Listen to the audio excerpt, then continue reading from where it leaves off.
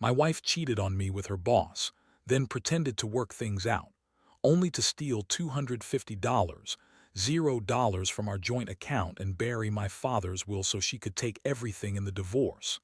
I never thought I'd be the guy sitting here, writing about how my wife, Emily, who I thought was the love of my life, turned out to be nothing more than a lying, cheating bitch. Honestly, it all hit me like a freight train. One day, I was just your average guy, and the next, I was drowning in a mess I didn't even see coming. The craziest part, I had no idea how deep her lies went until everything unraveled in a way I couldn't have predicted. We'd been together for almost 10 years. I met Emily back in college, and she was the kind of girl who could talk her way out of anything, always with a smile and a quick excuse. At first, I thought her confidence was attractive. She was sharp, ambitious, and always knew how to get what she wanted. We got married 5 years ago and things seemed perfect on the surface. We had a nice house, good jobs, and enough money to live comfortably. But beneath that, I started noticing little things that didn't add up. She was more secretive than usual, hiding her phone more often, and sometimes she'd disappear for hours without telling me where she went. One day, I was going through our joint bank account because I was trying to plan a surprise vacation for us. That's when I saw it, the transfer of $250, $0 from our account to some account I'd never heard of. At first, I thought it was some kind of mistake or maybe her doing something for work. But then I noticed the timing. It was right after she started working more late nights and she'd been acting weird, avoiding my questions, lying about her whereabouts. I was stunned. That much money, and she didn't tell me. I couldn't believe she'd go that far, especially without a word. I started digging. I looked through her phone, her emails, her social media. And that's when I found the messages, flirty texts, photos of her and her boss, Mark, in ways that made it clear they'd been sleeping together for months. I saw her talking about hiding things and keeping the secret, saying how she needed to protect our future. But all I saw was her selling me out, using me for my money and then screwing around with her boss. It was like a knife to the gut. I've been blind, believing she loved me, and meanwhile she was out there cheating, lying, and stealing from us. I confronted her that night. I had all the evidence spread out on the table, screenshots, bank statements, texts. I told her I knew everything, expecting her to break down to admit it.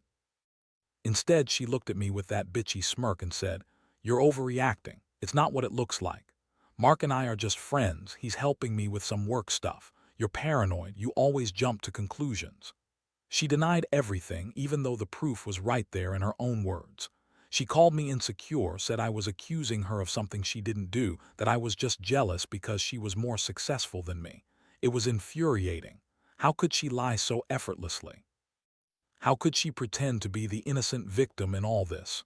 That night, I felt a mixture of shock, anger, and despair. I couldn't believe I'd been played for a fool all these years. She was a master manipulator. She'd convinced me she loved me, that she was committed, while behind my back she was cheating on me with her boss and stealing our money. The betrayal cut deep, worse than anything I'd ever experienced. I kept asking myself how I missed all the signs, how I didn't see the cracks in our relationship. But the truth was, she was good at hiding her true self, and I'd been too blind or too trusting. Now I was stuck in this nightmare trying to process what I'd just uncovered. The worst part, I had no idea what she was planning next, but I knew I couldn't trust her anymore. The woman I thought I knew was gone, replaced by someone cold, manipulative, and dangerous. I needed to figure out my next move fast because I could feel everything slipping away. My marriage, my money, my sense of stability. And I knew, deep down, that this was just the beginning of a long, ugly fight. After that confrontation, everything changed. The house felt colder, heavier, like the walls were closing in on me. I couldn't sleep, couldn't eat.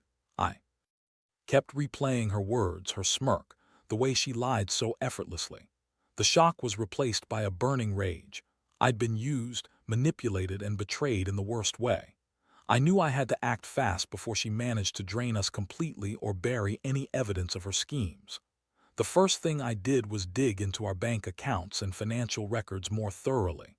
I wanted to understand exactly how much she'd taken, how she'd managed it, and if there was any way to reverse or track the money. It didn't take long to realize she'd moved most of it into offshore accounts, probably trying to hide it. But I also found out she'd been secretly funneling money out of our joint account over the past few months. Small transfers at first, then larger ones, all under the radar. She'd been planning this for a while. Her lying about her work with Mark was just the surface. She'd spun a web of deceit, and I was now entangled in it. I knew I needed help, so I reached out to a lawyer I knew. I explained everything, her affair, the stolen money, her recent behavior. The lawyer was cold but professional. She told me I had a strong case for divorce, especially with the evidence I had. But more than that, she warned me about the possibility of her trying to bury or destroy any remaining evidence, or even worse, trying to take everything in the divorce. Meanwhile, Emily was still acting like everything was fine. She threw herself into her work, claiming she was trying to fix our marriage. She'd burst into tears, saying she was sorry, that she loved me, that she'd never do anything to hurt me. But I saw through her act. It was just manipulation. She knew she was caught, but instead of owning up, she played the victim. It made me sick. She'd always been good at lying, but now her lies were more transparent than ever. One night, after she went out supposedly to talk to her boss about a project, I decided to follow her. I needed to see where she was going, who she was with. I parked a block away and waited. She met with Mark in a bar, no surprise there. They were laughing, holding hands, and she was definitely more than just helping with work. It was confirmed, and it solidified my resolve to end this nightmare once and for all. I knew I couldn't keep pretending everything was okay. I had to take control. The next step was planning my move.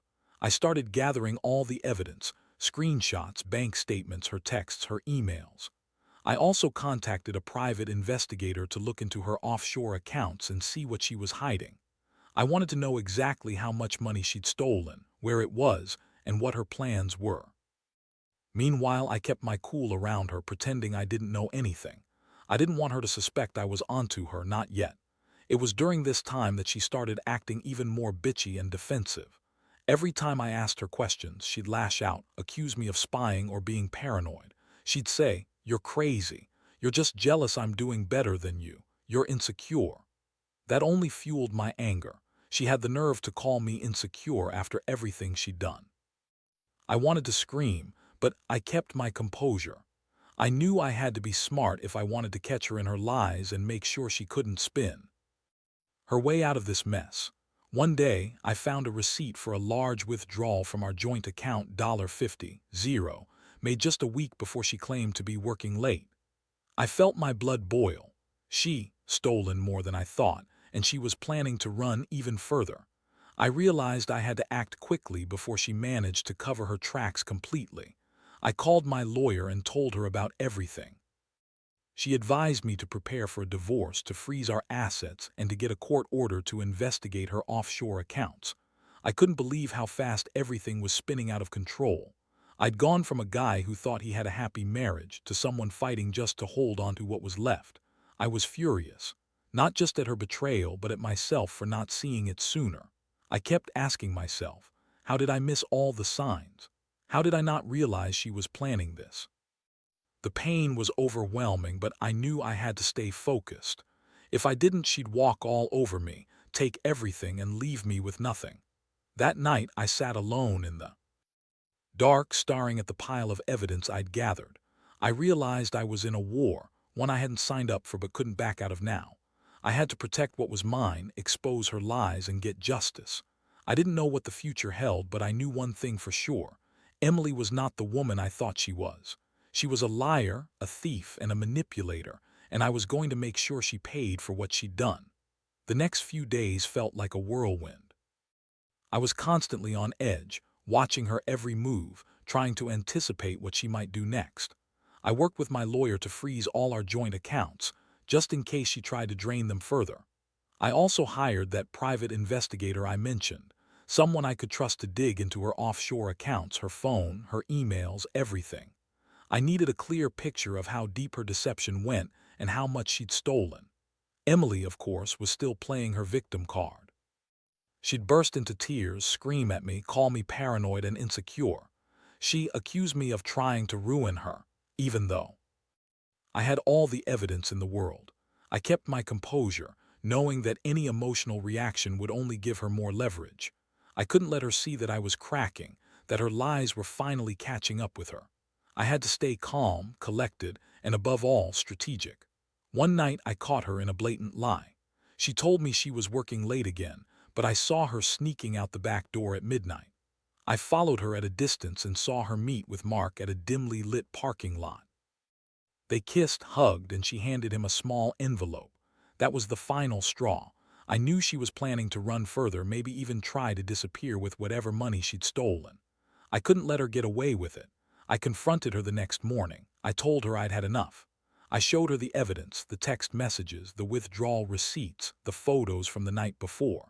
Her face drained of color. She tried to deny everything, but her excuses sounded more hollow every time. She said she was just helping Mark with a big project, that I was crazy, that she loved me and was trying to fix everything. But I'd heard enough. I looked her straight in the eyes and told her she was done, that I was filing for divorce, and I was going to make sure she paid for what she'd done. That day, I contacted my lawyer again and told her I wanted to move forward with the divorce immediately. We filed the paperwork, and I also requested a court order to investigate her offshore accounts. Once that was in place, I knew I'd have the proof I needed to show how much she'd stolen and where it was hidden. I felt a strange mixture of relief and anger. Relief that I was finally taking control. Anger that she'd betrayed me so completely, that she'd stolen from us, and that she'd lied to my face for so long. Meanwhile, Emily was trying to manipulate the situation, acting like she was the victim. She kept crying, saying she was sorry, that she'd changed, that she loved me. But I saw through her. I knew her game. She was just trying to buy time to spin her way out of it. I didn't buy her tears anymore. I knew she was a liar, and I wasn't going to let her get away with it. The most shocking part came when the investigator finally handed me the report on her offshore accounts. She transferred most of the stolen money into multiple accounts in the Caribbean, Europe, and Asia. The total amount she'd stolen might have been even more than I initially thought. I felt sick, knowing she'd been planning this for months. She'd been scheming behind my back, lying, cheating, stealing, everything. I realized I'd been living in a nightmare and I'd better wake up fast. That night I sat alone in my living room, staring at the mountain of evidence I'd collected. I felt a mix of rage and sadness. Rage because I'd been so blind, and sadness because I'd lost the woman I thought I knew. But I also felt a strange sense of clarity. I knew I had to be strong. I had to fight for my rights, for my money, and for the truth. Emily was still trying to manipulate me, but I was done playing her game. I was determined to see this through, no matter how hard it got. I spent the next few days preparing for the divorce hearing. I wanted everything out in the open. I wanted the court to see her for who she really was, a liar, a thief, and a manipulator. I knew I'd probably never get back what I'd lost, but I was determined to make her pay for her betrayal. I had to protect what was mine, and I wasn't going to stop until I did. This wasn't just about money anymore. It was about justice, about making her face the consequences of what she'd done. The day of the divorce hearing was one of the most intense moments of my life. I woke up feeling a knot in my stomach, knowing that everything I'd uncovered and fought for was about to be laid bare in court. Emily, of course, showed up with her usual fake tears and a smile that didn't reach her eyes. She tried to spin her story one last time, claiming she was sorry for everything, that she loved me, and that she'd never do it again. But I knew better. I had all the proof, every text, every bank statement, every hidden account. I was ready to make her face the truth. The courtroom was packed with lawyers, investigators, and a judge who looked like he'd seen it all before. When my lawyer presented the evidence, Emily's face turned pale. Her lies crumbled quickly. The judge listened carefully, asking questions about the stolen money, her offshore accounts, and her attempts to bury the will of my father. That was the worst part. She'd deliberately hidden the inheritance, trying to take everything that wasn't hers. It was a clear violation of the law, and the judge didn't hold back. As the proceedings went on, I saw Emily's composure crack. She tried to deny everything, but her words were weak and unconvincing. When it came out that she'd stolen over $250, $0 from our joint account and transferred it into multiple offshore accounts, she looked like a defeated woman. Her attempt at damage control was pathetic. She kept insisting she was just helping Mark, that it was all a misunderstanding, but the judge wasn't buying it. The evidence was too overwhelming. The judge ordered her to return the stolen money, and he also froze her offshore accounts until further investigation. That was a huge win for me. I finally felt like I was taking back some control. But the real shocker came when the judge hinted at the possibility of her losing everything: her assets, her rights to the inheritance, even her freedom if they found she'd committed fraud. It hit me that this was only the beginning of her downfall. Meanwhile, Emily was trying to manipulate her way out of it.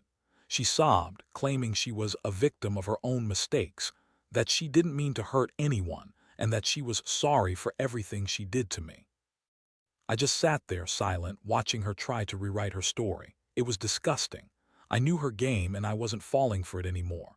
I'd already seen through her lies. I knew she'd been planning this for months, maybe even years. When the judge finally made his ruling, he awarded me the house, the savings, and most of the assets, minus what she'd stolen or hidden. I felt a strange mix of relief and emptiness. I had won the legal battle, but at what cost? I looked at Emily, sitting there with her head bowed, and I felt nothing but disgust. All those years I'd trusted her, loved her, and she'd been nothing but a con artist. I realized I'd been living in a nightmare, and I was finally waking up. After the court session, I met with my lawyer to discuss the next steps. The investigation into her offshore accounts was ongoing, and I was determined to get every penny back. I also started the process of separating completely, changing locks, closing joint accounts, and planning to move out of the house. I wanted nothing more to do with her. But the most surprising thing was how I felt inside. Part of me was angry, so angry I could barely contain it. Part of me was sad, sad for the man I'd been, for the years I lost trusting her. And part of me was relieved, knowing I was finally free of her lies. I realized that I'd been a fool to believe her, to think she was the woman I married. She was a manipulative, greedy liar, and I was lucky to get out while I still had some semblance of my life intact. That night I sat alone in my new apartment, staring at the empty walls. I knew I had a long road ahead, rebuilding what I'd lost and healing from this betrayal. But I also knew I'd learned a lot. Trust is fragile. Money can corrupt even the strongest relationships. And most importantly, when someone shows you who they really are, believe them. Because I'd been blind for too long, and now I was finally seeing the truth. The weeks that followed the court ruling were a blur of paperwork, confrontations, and a sinking feeling that Emily wasn't done trying to screw me over. Even after losing her grip on the house and her offshore accounts, she was still scheming. I could tell she was angrier than ever, and her bitchy attitude only got worse. Every time I saw her, she'd throw some new insult or lie, trying to guilt me into backing down or giving her another chance. But I was done falling for her manipulations. I moved out of the house into an apartment I rented just a few miles away. It was small, but it was mine. I started focusing on rebuilding my life piece by piece. I changed all my passwords, shut down the joint accounts, and cut off any contact with her that wasn't strictly necessary. I also hired a financial advisor to help me track down every penny she'd stolen or hidden. The investigation was ongoing, but I was determined to get every cent back if I could. Meanwhile, Emily kept trying to contact me: texts, emails, even sneaky phone calls. She'd beg, cry, call me names, accuse me of ruining her life. I ignored most of it. The only thing I cared about was making sure she didn't do any more damage. I had a feeling she was planning her next move, maybe to try and steal even more or to ruin me further. I wasn't going to let that happen. One day, I got a call from the investigator. Turns out, Emily had made a desperate attempt to transfer a chunk of the stolen money to another offshore account, one that hadn't yet been frozen. I was furious. That was the last straw. I immediately contacted my lawyer, who then filed a motion to freeze any remaining assets she was trying to move. The judge granted it, and once again, Emily was caught trying to cheat her way out of the mess she'd made. That's when I realized something else. Her constant bitchiness, her lies, her manipulations, they weren't just about money. It was about control. She didn't want to lose her grip on everything she'd stolen, on the life she'd fabricated. Her anger was a sign she knew she was losing, and honestly, I couldn't feel sorry for her anymore. She burned every bridge, lied to my face, and tried to steal my future. I was done being the fool. In the process of all this chaos, I also started thinking about the inheritance my father left me. I'd always known it was a safety net, something to fall back on if life got tough. But with Emily trying to bury the will and steal everything, I had to act fast. I hired a lawyer to get everything sorted, make sure the inheritance was secure and that Emily couldn't lay her hands on it. It was complicated, but I managed to get it all legally protected. That inheritance is now safely in my name, separate from her reach. As I look back, I realize I learned some hard lessons. Trust is fragile, and sometimes people you love can turn into enemies without warning. Money isn't just paper, it's power, and if you're not careful, it can corrupt even the best of. I also learned that revenge isn't about petty payback. It's about protecting what's yours, exposing the truth, and making sure justice is served. Emily thought she could get away with everything, but I made sure she paid for every lie, every stolen dollar, and every moment of my life she ruined. Now I'm slowly rebuilding. I've started saving again, working on my career, and trying to forget the nightmare she dragged me through. I don't think I'll ever fully trust again, but I know I'll be more cautious. I'll never let anyone manipulate me like that again. If I could give one piece of advice to anyone in a similar situation, it's this: trust your instincts, keep your eyes open, and never ignore the signs. When someone shows you who they really are, believe them. Because if you don't, you might end up losing everything, just like I almost did. I don't regret leaving her. It was the hardest decision I've ever made, but it was also the best. I'm finally free from her lies, her greed, her betrayal. And honestly, it feels damn good to be the one in control again. Looking back now, I realize how close I came to losing everything: my money, my trust, my sanity. Emily's betrayal wasn't just about the affair or the stolen cash. It was about the complete erosion of what I thought was my life. She managed to hide her true nature for years, pretending to be the perfect wife while secretly scheming behind my back.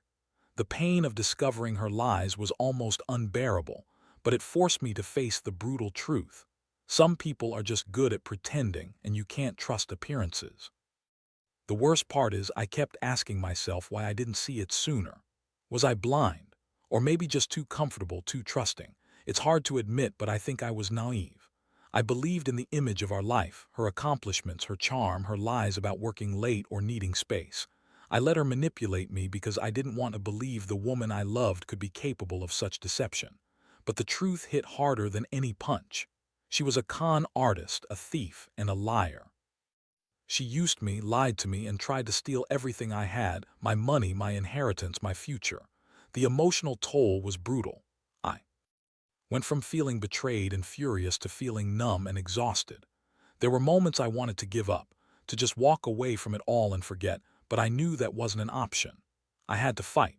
For myself, for what was rightfully mine, and for the integrity of my life. I poured every ounce of energy into exposing her, into making sure she paid for what she'd done. Every late night, every sleepless hour was about reclaiming my dignity and protecting what little remained of my stability. Now I stand here, a different man than I was when I first uncovered her lies. I've learned a lot about trust, about greed, about the importance of being vigilant. I've also learned that revenge isn't about petty payback, it's about justice. It's about making sure the truth comes out, that the lies are exposed, and that the person who betrayed you faces the consequences. Emily's story is a cautionary tale about how appearances can deceive and how the most charming people can hide the darkest secrets. Most importantly, I've come to realize that life goes on. No matter how deep the betrayal, no matter how much money you lose or trust you shatter, there's always a way to rebuild. It's not easy and it's not quick, but it's worth it. I've started over, not just financially, but emotionally. I've learned to trust myself again, to listen to that little voice inside that says, something off.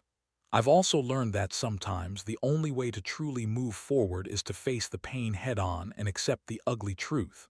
To anyone reading this who might be going through something similar, don't ignore the signs. Trust your instincts, no matter how uncomfortable they make you. Be vigilant about your finances, your relationship, your life. Because betrayal often comes when you least expect it, and if you're not careful, it can destroy everything you've worked for. But remember, even when everything seems lost, there's a way out. You just have to be brave enough to face the truth, fight for what's yours, and never let someone else's lies define your life. Today, I'm finally at peace. I'm still healing, still rebuilding, but I'm alive and I'm free. Emily may have stolen from me, lied to me, and tried to bury my future, but she didn't break me. I learned the hard way that the truth always comes out in the end, and now I'm stronger for it. Life has a way of testing us, but in the end, it's how we respond that defines us. I'm done with her lies. I'm done with her game. And I'm finally ready to move on better, wiser, and more cautious than ever.